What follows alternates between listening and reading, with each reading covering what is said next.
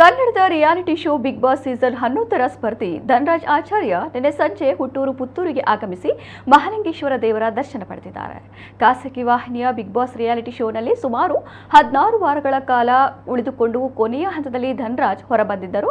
ಬಹಳಷ್ಟು ಅಭಿಮಾನಿಗಳನ್ನ ತನ್ನ ಡೈಲಾಗ್ಗಳ ಮೂಲಕವೇ ಮನರಂಜಿಸುತ್ತಿದ್ದ ಇವರು ಮನೆಯಲ್ಲಿ ಗೋಲ್ಡನ್ ಸ್ಟಾರ್ ಗಣೇಶ್ ಅವರ ಡೈಲಾಗ್ ಹೇಳಿ ಎಲ್ಲಾ ಸ್ಪರ್ಧಿಗಳ ಮನಸ್ಸನ್ನ ಗೆದ್ದುಕೊಂಡಿದ್ದರು. ತಮಗೆ ಅನಿಸಿದ್ದನ್ನ ನೇರವಾಗಿ ಹೇಳುವ ಮೂಲಕ ಕಿಚ್ಚ ಸುದೀಪ್ ಅವರ ಚಪ್ಪಾಳೆ ಕೂಡ ಗಿಟ್ಟಿಸಿಕೊಂಡಿದ್ದರು. ಧನರಾಜ್ ಆಚಾರ್ಯ ಬಿಗ್ ಬಾಸ್ ಮನೆಯಿಂದ ಆಚೆ ಬಂದ ಬಳಿಕ ನೇರವಾಗಿ ಶ್ರೀ ಮಹಾಲಿಂಗೇಶ್ವರ ದೇವಸ್ಥಾನಕ್ಕೆ ಭೇಟಿ ನೀಡಿ ಬಳಿಕ ಅನಂತಾಡಿ ಕೊಡಾಜೆಯ ತನ್ನ ಮನೆಗೆ ತೆರಳಿದ್ದಾರೆ. ಈ ಸಂದರ್ಭ ಧನರಾಜ್ ಆಚಾರ್ಯ ಅವರ ತಂದೆ, ಸಹೋದರಿ ಮತ್ತು ಚಿಕ್ಕಪ್ಪ ಮತ್ತು ಅವರ ಆಪ್ತ ಬಳಗದವರು ಜೊತೆಗಿದ್ದರು. ಧನರಾಜ್ ಅವರನ್ನ ಪುತ್ತೂರು ಮಹಾಲಿಂಗೇಶ್ವರ ದೇವಳದ ವ್ಯವಸ್ಥಾಪನಾ ಸಮಿತಿ ಅಭಿನಂದಿಸಿದ್ರು.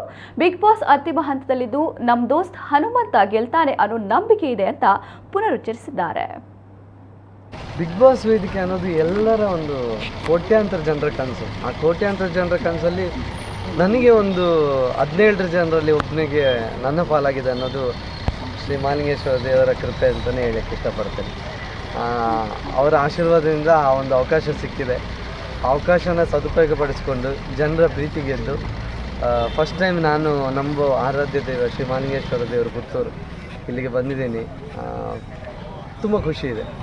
ಕೊನೆ ಮೂಮೆಂಟಲ್ಲಿ ಬಿಗ್ ಬಾಸ್ ಕೊನೆ ಮೂಮೆಂಟಲ್ಲಿ ನನಗೆ ಆ್ಯಕ್ಚುಲಿ ನಾನೊಂದು 8 ವೀಕ್ ನಂತರ ತುಂಬ ನನಗೆ ಒಂದು ಸ್ಟ್ರಾಂಗ್ ಅನ್ನೋ ಥರ ಅನ್ನಿಸ್ತು. ಅಂದರೆ ಯಾವುದೇ ಕಾರಣಕ್ಕೂ ನಾನು ಕುಗ್ಬಾರ್ದು. ಅದರ ಹಿಂದೆ ನಾನು ಯಾವ ರೀತಿ ಕಾನ್ಫಿಡೆನ್ಸ್ ಕಳ್ಕೊಂಡಿದ್ದು, ಆ ಕಾನ್ಫಿಡೆನ್ಸ್ ಎಲ್ಲ ಬಂದಿದ್ದು ನಾನು ಬಿಗ್ ಬಾಸ್ ಮನೆಯಲ್ಲಿ ಕಲ್ತಿದ್ದು.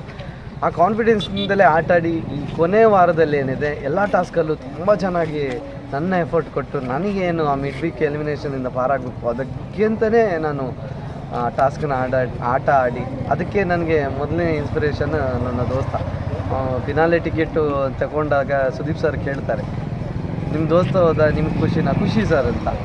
ಖುಷಿ ಆಗುತ್ತೆ ಧನರಾಜ್, ಆಗಲಿ ಅಂತ ಅಂದರು. ಆ ಒಂದು ಮಾತು ಏನಿದೆ ಅದು ನನಗೆ ತುಂಬ ಇನ್ಸ್ಪೈರ್ ಆಗಿತ್ತು. ಅಂದರೆ ಅವ್ರಿಗಾಗುತ್ತೆ, ನಮಗೆ ಯಾಕಾಗಲ್ಲ, ನಾವು ಮಾಡಬೇಕು ಅಂತ ಟಾಸ್ಕ್ ಮಾಡಿದ್ದು. ಬಟ್ ಆಗಿರೋ ಒಂದು ಸಣ್ಣ ಮಿಸ್ಟೇಕ್ ಏನಿದೆ ಅದು ನನಗೆ ಗೊತ್ತಿಲ್ಲದೆ ಆಗೋಯಿತು. ಅದನ್ನು ನಾನು ಒಪ್ಕೊಂಡು ನಂತರ ವೀಕೆಂಡಲ್ಲಿ ರಿಸಲ್ಟ್ ಬಂದಿರೋದು ನೋಡಿ ನಿಜವಾಗ್ಲೂ ನಾನು ಆ ಟೈಮಿಗೆ ನಾನೇ ಏನು ಅಂದ್ಕೊಂಡಿದ್ದೆ ಅಂದರೆ ಹೊರಗಡೆ ತುಂಬ ನೆಗೆಟಿವ್ ಆಗಿದ್ದೀನಿ. ಆ ಕಾರಣಕ್ಕಾಗಿ ಜನರು ನನ್ನನ್ನು ತಿರಸ್ಕಾರ ಮಾಡಿದ್ದಾರೆ. ಇಷ್ಟು ವಾರದಲ್ಲಿ ನಾನು ನಡ್ಕೊಂಡು ಬಂದಿರೋ ರೀತಿಗೆ ನಾನಿಲ್ಲಿ ಹೊರಗಡೆ ನನ್ನ ಸಪೋರ್ಟ್ ಮಾಡೋರಾಗಲಿ, ನನ್ನ ಫ್ಯಾಮಿಲಿ ಆಗಲಿ, ಎಲ್ರಿಗೂ ನಾನು ತಲೆ ತಗ್ಸೋ ಥರ ಮಾಡಿದ್ದೀನಿ. ಅವರ ತಲೆ ಎತ್ತಿ ನಿಲ್ಲಿಸೋ ಹಾಗೆ ನಾನು ಜೀವನದಲ್ಲಿ ಬದುಕಬೇಕು ಅಂತಲೇ ಚಾಲೆಂಜ್ ಮಾಡಿಕೊಂಡು ಆ ಹೊರಗಡೆ ಆ ಫೀಲಲ್ಲೇ ಬರ್ತೀನಿ. ಬಟ್ ಹೊರಗಡೆ ಬಂದ ನಂತರ ಜನರು ನನ್ನ ರಿಸೀವ್ ಮಾಡಿರೋ ರೀತಿಗೆ ನಾನು ಮೂಕಸ್ತಬ್ಧನಾಗಿರ್ತಾರೆ ಅಂತ ಹೇಳ್ತಾರೆ, ಆ ಥರ ಆಗೋಯ್ತು.